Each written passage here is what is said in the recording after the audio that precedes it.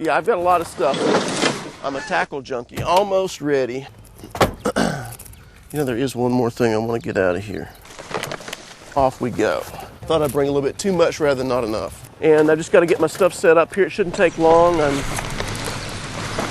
This is called a seat box. These legs here are adjustable. You know, if you're going to hold the pole for a while, you do need to be comfortable. And the seat is very good. Got my little bait tray set up here. This is a pole roller. If you're going to fish the pole at any length, you got to have one of these or something like it.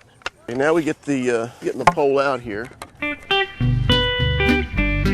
They all have pretty cool names like Fight Back, or there's one called the Beastmaster. It was a pretty long pole. Its total length is about 48 feet.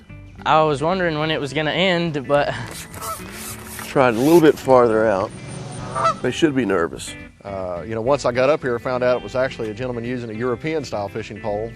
This is the first one I've ever seen in real life. I've seen them on TV in years past. We're going to try to catch a good bunch of bluegill. This started in Europe, yeah. Well, maybe he's a little bit bigger than I thought he was. He's not big, but he's not bad.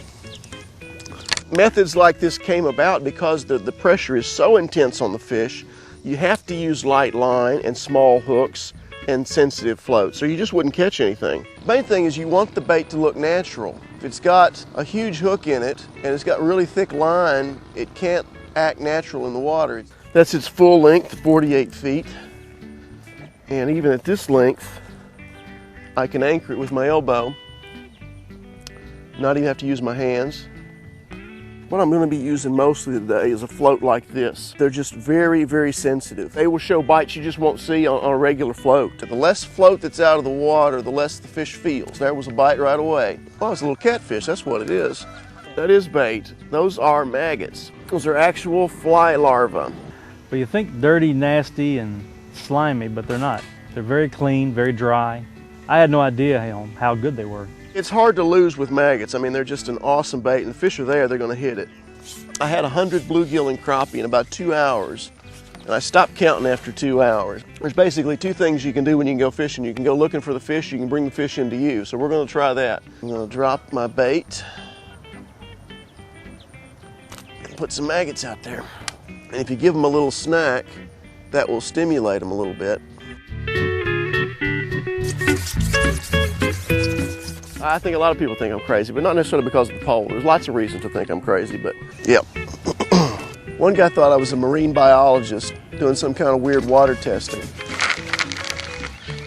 When I hook the fish, obviously he's a long way from me, and I don't have a reel here. I can't reel the fish into me.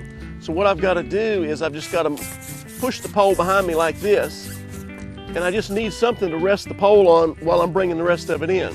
And I use the pole roller, that's what it's made for. And when I get to the fish at this point, I can take the pole apart, lift up, and just bring the fish into hand. Not bad, it's a little small.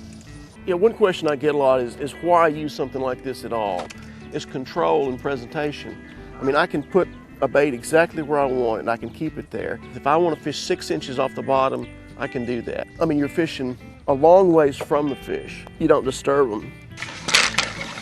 So when I hook a fish, I'll set the hook, and the fish will pull out this elastic, and that's how I play the fish. And so with that, you can see here, I'll pull it apart. There's the elastic running through that. I just put this in the other night, so this is brand new elastic, and it runs, it's anchored down here in the end of the pole. And this is what's called a number 6 elastic. It's about the lightest you'd want to use. Here in America, they go a lot lighter in Europe, but 6 is just about perfect for bluegill.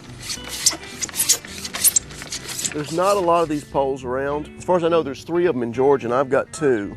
If you use good bait, light line, small hooks, in a place like this, you can really catch a lot of fish. And I still have bait on.